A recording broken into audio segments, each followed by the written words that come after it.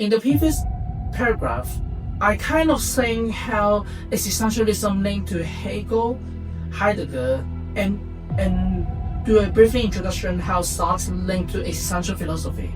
And now I'm trying to extend how more Sartre linked to the existential philosophy and how they link to the Attack on Titan. I think one big idea of Attack on Titan links to Sartre means nothingness. What is Sartre's nothingness? This is a very important part in existential philosophy.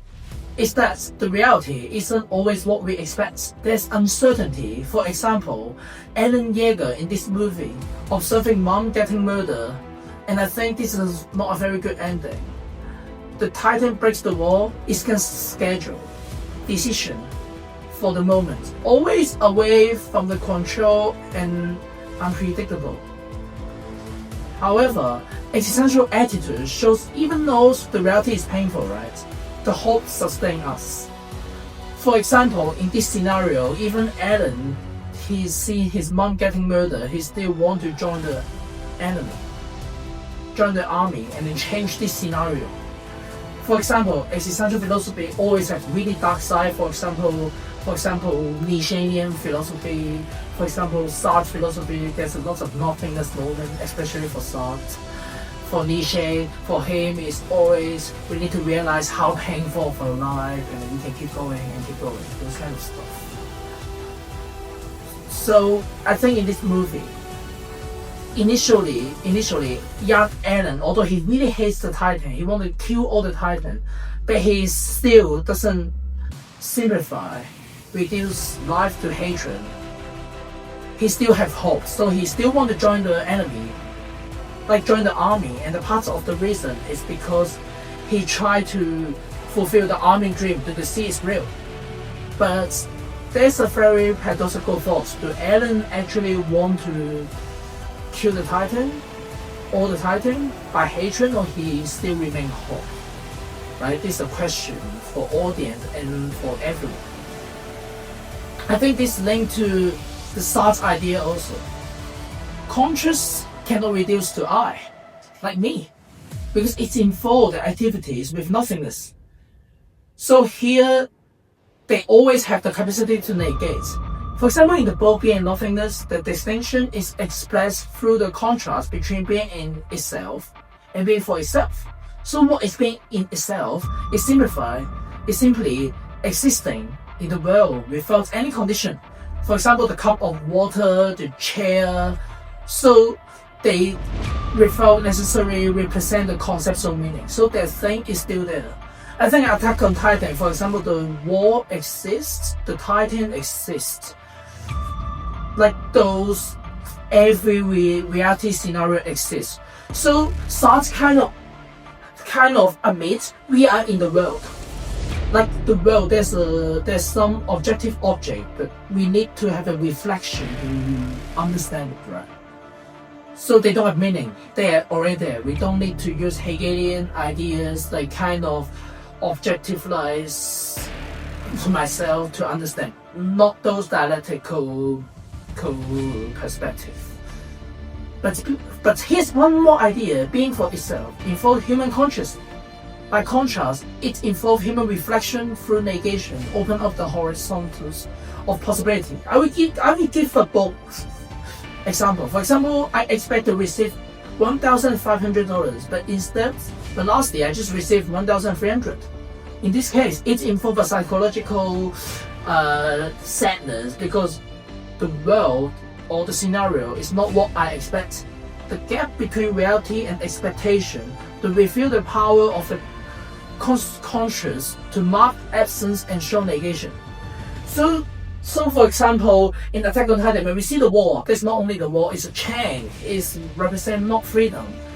And the scenes is happening. For example, Titan eaten, like Alan's mother get eaten by Titan. This stuff is reality. But how Alan will feel or reflect to this scenario is the concept. It's the concept of being for itself. And I think these two ideas really impact about Attack on Titan and how they shows how emotional, how humanity puts in those movements about Attack on Titan. And I will talk about army perspective later. So after I mentioned how Sartre linked to Attack on Titan and linked to Eren, and I will talk about how Armin linked to those ideas with existentialism. So Armin, by contrast, he doesn't rule by hatred. He's a very, very peaceful character, and he is very important for later on. Even after tragedy, he keep his dream. He still want to foresee, go to the sea. His stance represent other existentialist path. Through the world is absurd and painful. Absurd is really important. The concept of absurd is really important for existentialism. We need to have pain. But how he reacts is more like a humanism perspective. Human can, because he believes, human can still create meaning through hope and imagination. For example, foresee the future of the hope. I go to sea. I want to see the world. This is all dream. It's all you can like. I can link this to the Sartre nothingness. I mean the negation, the uncertainty about the future. But I want to say more is about the hope. Is a really fundamental and important part of existentialism. Because existentialism, there's one big idea, which is we don't know the future. We can't control the future. So existentialism, the main thing, I want to go to sea. I want to see the future. I realize the absurdity is a very big fundamental part of existentialism, which is overcome the fear, overcome the pain, and then foresee the future. And this is a humanist spirit of existentialism. Many, for example, many people who face the death, there's many scenarios happen more than this. One love, one in the war, represent similarity. Some are caused by hatred. Like some people, they will kind of suffering by the war, or suffering by those pain, and then use the hatred to live their life. For example, often turns to more, or some people, they try to move towards to those painful, to a more honest confrontation with life. And I think this is, I want those audience thinking, what is the attitude which should facing the difficulty, the absurdity. For example, as Camille will mention, but I will say this more about later. The world keep rolling down and rolling down. Like every day we realize we will work from 9 to 5 p.m. This is a very absurdity, and there's like a reality facts that we can't change. What should we do? Should we just work without thinking, or we should accept the absurdity and keep move forward to our life? For example, even 9 to 5, I can choose a better job. Or 9 to 5, even I'm absurd, I still enjoy the process of the life. So this is the question I want you guys to think about. So I think the first part I kind of mentioned the Hegel, the process of dialectic, and this part I'm using. I will talk about the scenes about the second alienation in Attack on Titan, which is when Armin and Eren reach to the sea. And this is the reason why I kind of disagree with the absolute freedom or absolute goal, this idea. So I need to talk about the background. So after the battle, after the fights, they destroy all the Titan, threaten to their own country. They go outside to the war, and they finally defeat all the Titan, reach to the ocean. And Armin at the time was so delightful, so happy, believe this is the end point of the freedom, which is absolute freedom. He said it to Eren, look at this, there's a sea, it's a very fantastic and beautiful. And it shows like humanity, he believed, is achieved through revolution and sacrifice. He finally reached there. Sea represents freedom. He reached there. He was so happy. Represent his ultimate goal of existence. Armin was joyful because he fulfilled his dream. He wanted to go to sea, and he's proved that his theory is right. Sea is there. And this mirror to the Hegel's idea, right? Older philosophy or French Revolution for prayer or something. that saw history movement towards to some ultimate freedom. For example, French Revolution, enlightenment by dialectic process, they will reach those end goals. Yet it is very also, but I think this idea is very naive idea, because existentialism, there's a one main point, they don't have the final goal. And this is what Alan represents and what Alan reminds Armin.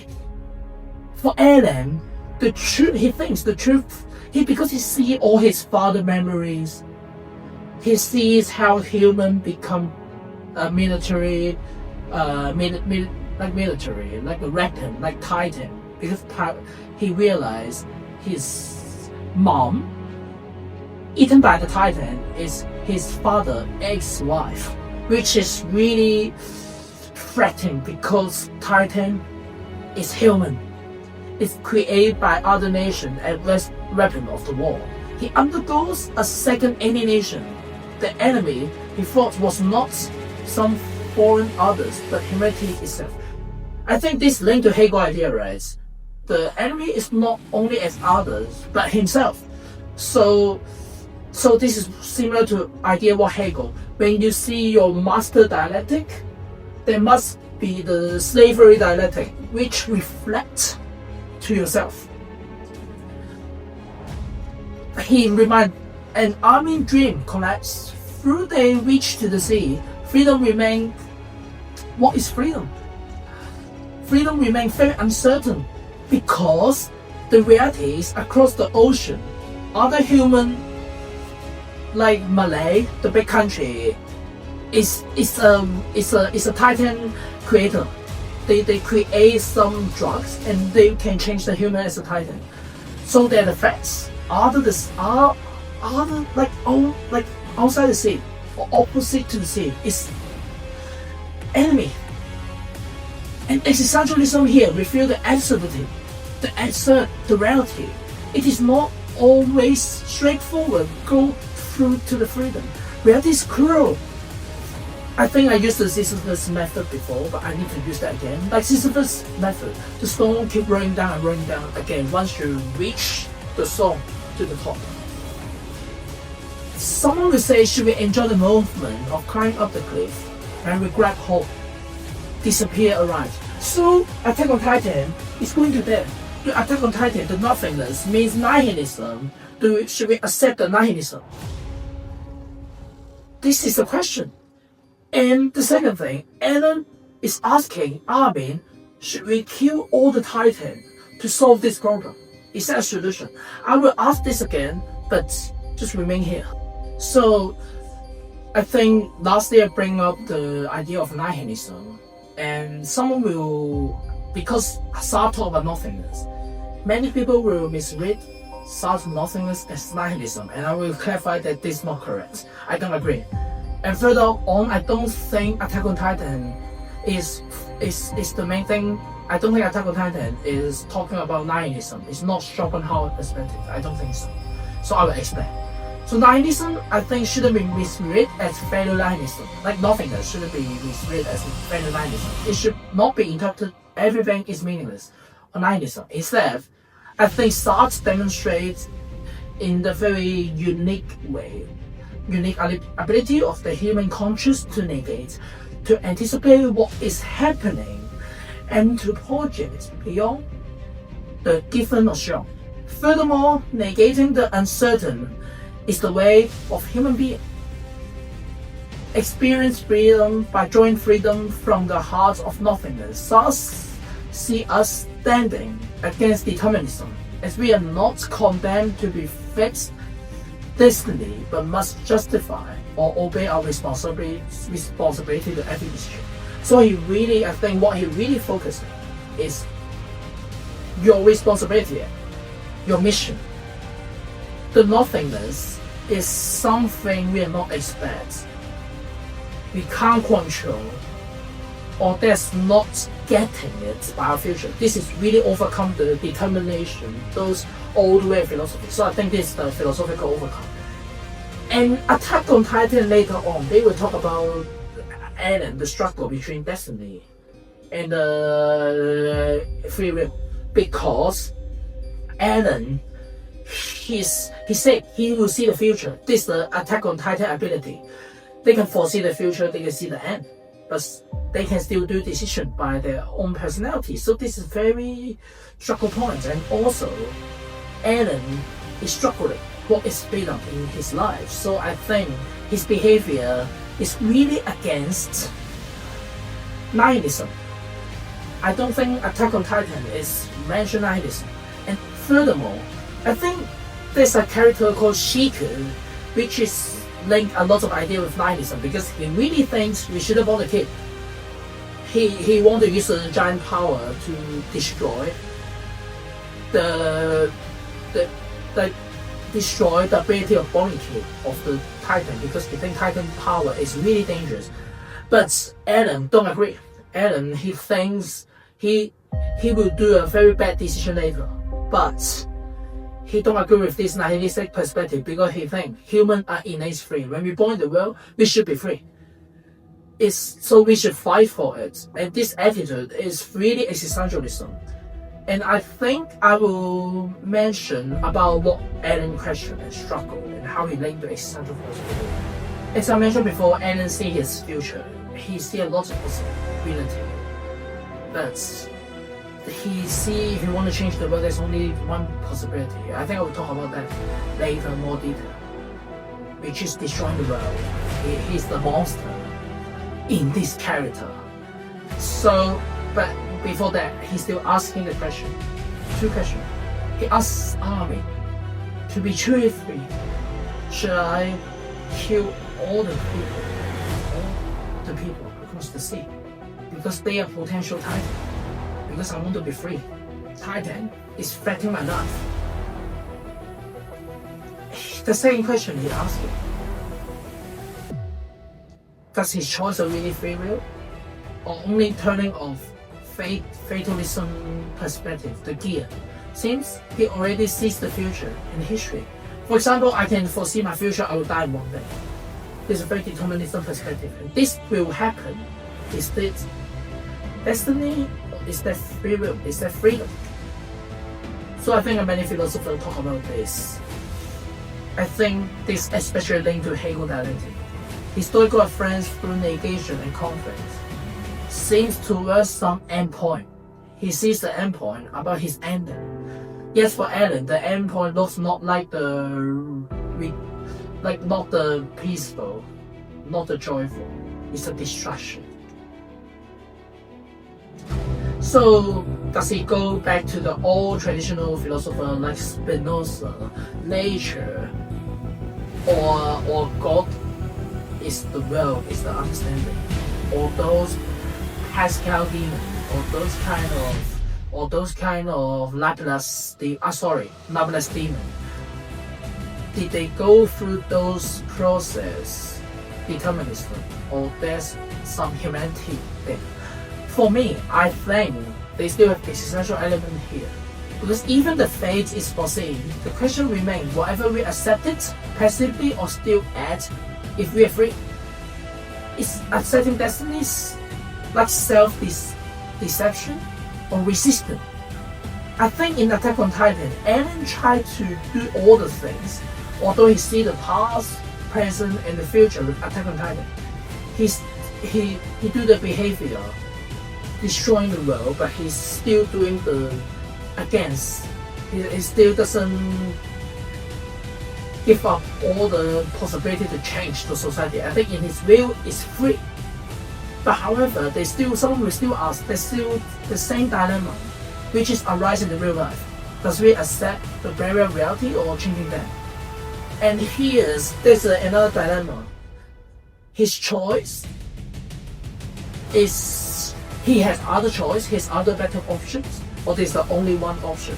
Maybe someone will say, maybe why he can't do the army perspective to talk with enemy, talk with people.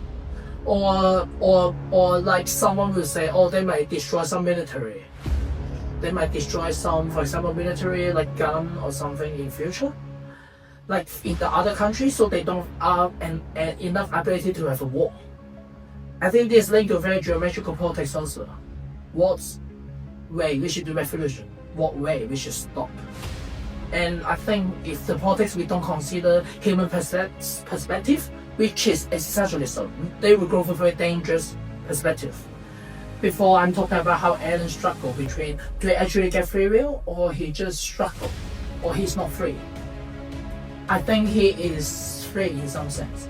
But I think I still need to talk about the third alienation, about two decisions between Alan and Army. Ultimately, Alan chooses to destroy the world because he insists he's only slave by the fatal skills. He feels he's unfree. In the last, when he talking to Alan, like Army, before Army stopped Alan, he said that I'm a slave to freedom. The paradox reveals existentialism's most profound truth. When freedom itself is made into an absolute, it's become a new form of bondage. It contradicts essential. He believes in human freedom. As he mentioned, I'm free. When he was small, he said that. He's following a deterministic path, convincing himself he must do this. So I think this is a very, similar idea bringing out that he's free or not. He says he's free. He believes he's free, but he says he is not free. I feel this is a very complex and very paradoxical of human mind. An existential showing also. Existentialism always asking, is my decision, or because I'm self-lying, or because I try to make a romantic lie. What is romantic lie means I believe I can do whatever I want. I think this is from a beloved idea. I think, this is because I follow the romantic lie, so I do this decision. Existentialism always struggle, and I think this linked to the Sartre idea.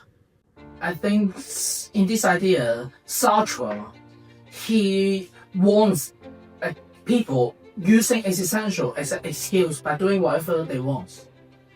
For example, as existential brings us face with a fundamental problem, our tendency towards self-deception. For example, many people will refuse to exercise their freedom because we already process, and instead of trying to escape it. One version of bad faith is someone who say that they believe in no other opinion. They feel that they don't have choice. Existentialism demonstrates determining on a single path of life of mission. For example, someone will say, my essence, I'm talented in an author. Therefore, I must become an actor, author, and nothing else.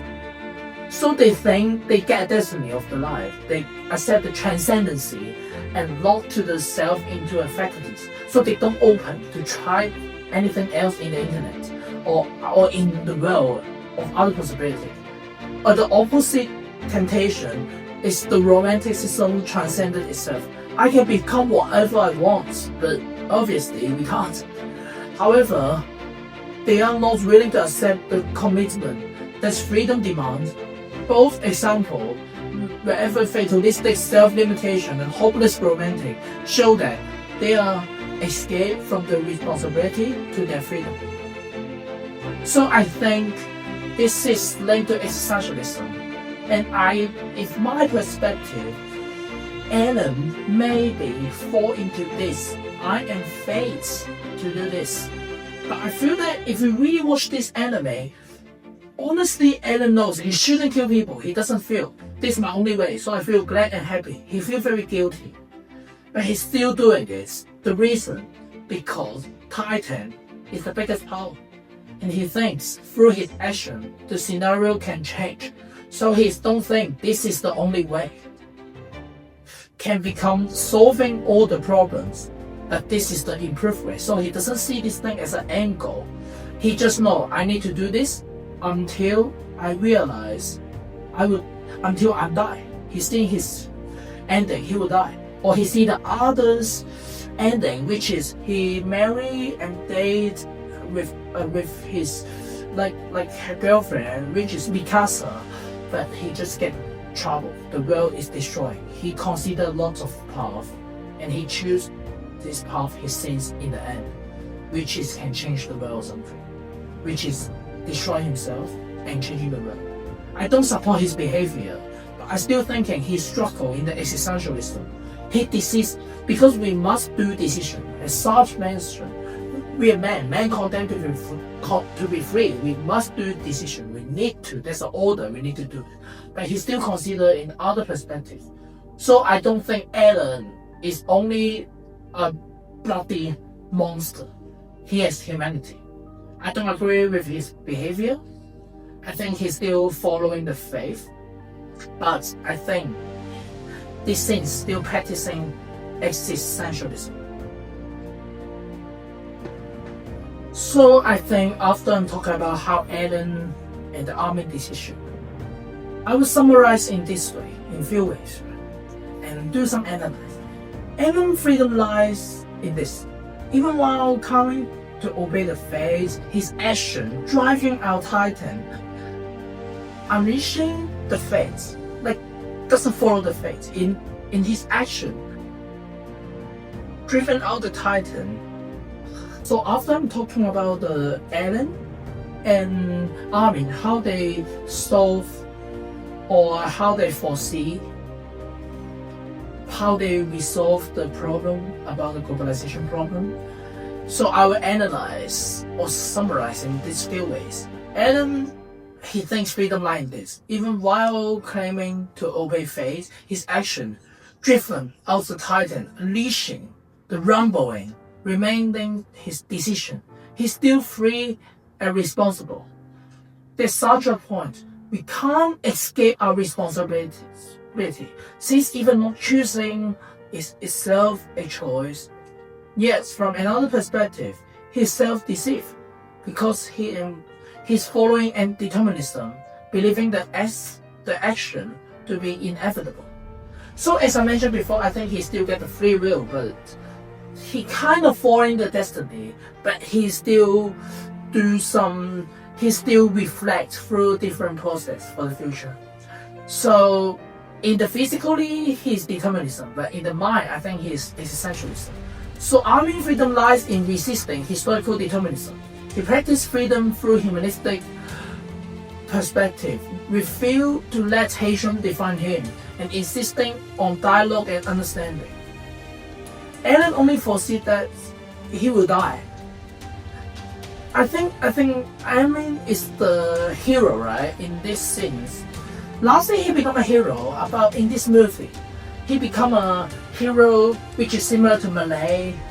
They try to create a hero because the empire, the king, in practice, do the same thing to Malay people before, which is using a Titan power, destroy other country. And some empire, the king really said and foresee it, and he tried to create a hero in the Malay to destroy the Titan.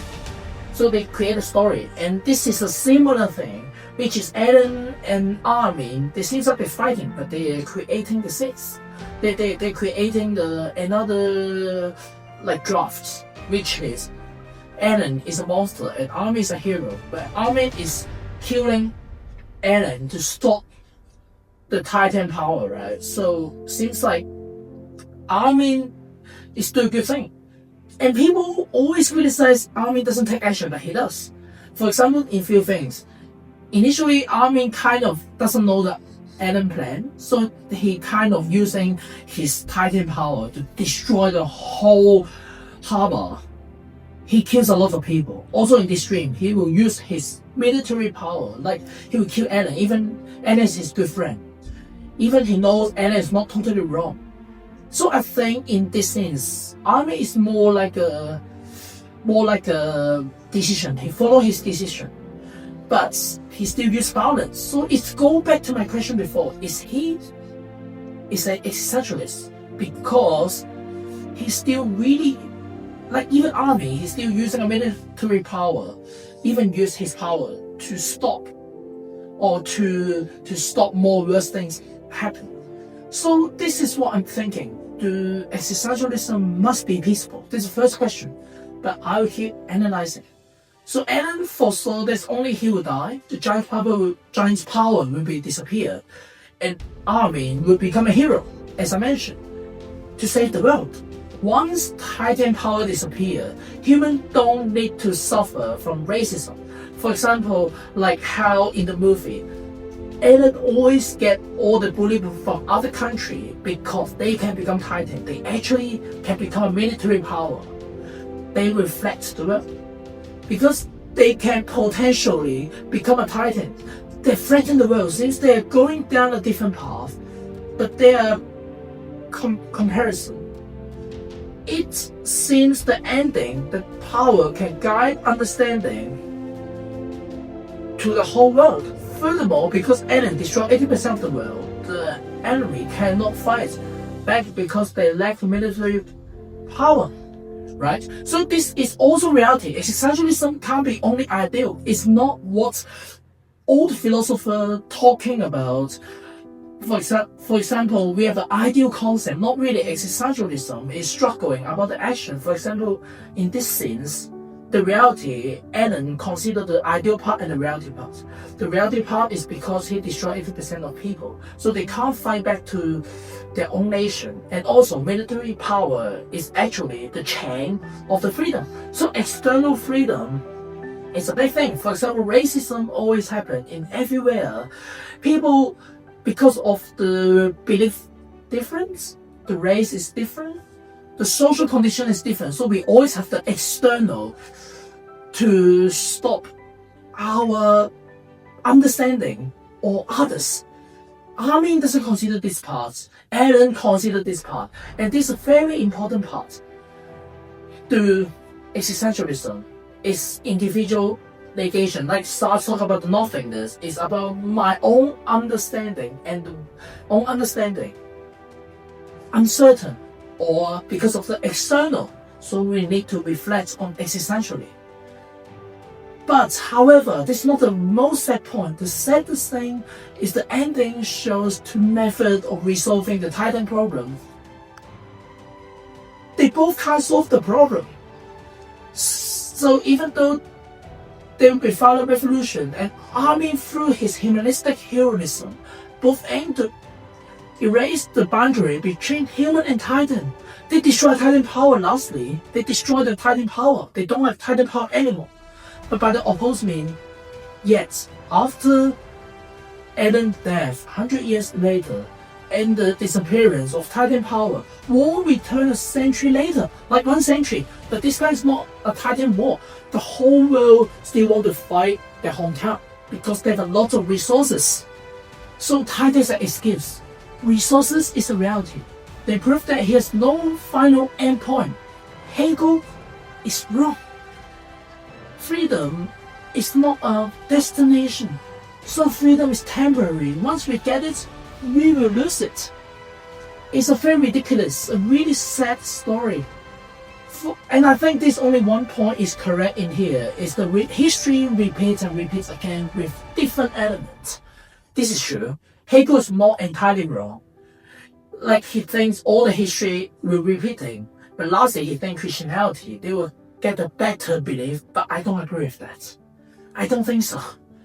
In Attack on Titan, they shows people how they try to struggle and attack in chasing freedom. Someone trying to chase internally, they believe they have a dream. Many people die for this dream. They try to change externally. For example, the structure of the Titan, the structure of the body, the unconditioned. They fight everything. But deep down, war is happening again and again. Nihilism comes back, existentialism returns. Cycle and cycle is going and going, which is a really, really sad story.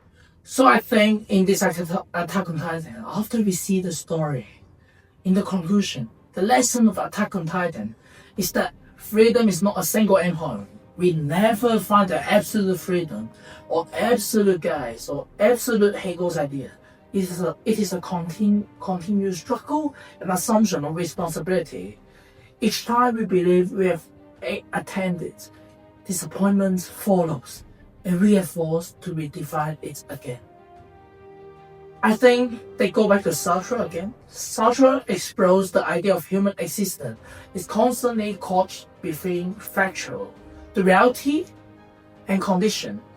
For example, how they already impact us, such as our condition, our physical bodies, past decision and background, and transcendence. We grab strength from the past, we know the reality of the past, our capacity to deny the present, all the possibility, and recreate ourselves. Existentialism emphasis the transcendent dimension, while always acknowledging that living is a link to factual reality, and we can't escape this, but must respond to it. For example, the question, who am I? We don't have the answer, because absence never exists. We can only define identity temporarily. We have responsibility to define through each choice that guide to us to the future, and adjust again by following decision. So I think here is very important about towards the future. We always, in Attack on Titan, they teach us, we in Eren and Armin, they still, especially Eren, he still try to solve the hatred between destroying the Attack on Titan power, the Titan power, and Armin try to die. Both are not success, because they still try to use this way to solve the freedom, but it's never solved. The reason, and the most ironic part, is 100 years ago, someone have a war, they nearly die. She nearly died. She went to the tree, and the bottom of the tree, who's buried, Eren and Mikasa, which is Eren's girlfriend, and she get the power again. I think after I mentioned all Sartre, the main ideas is failed. I think Attack on Titan, they don't have the final endpoint. We shouldn't find a final endpoint to resolve any problem. This is the story what Attack on Titan tells.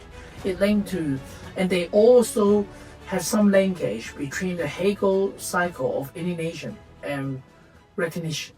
Sartre's concept of freedom as responsibility, and Hegel call to live authenticity in the face of death.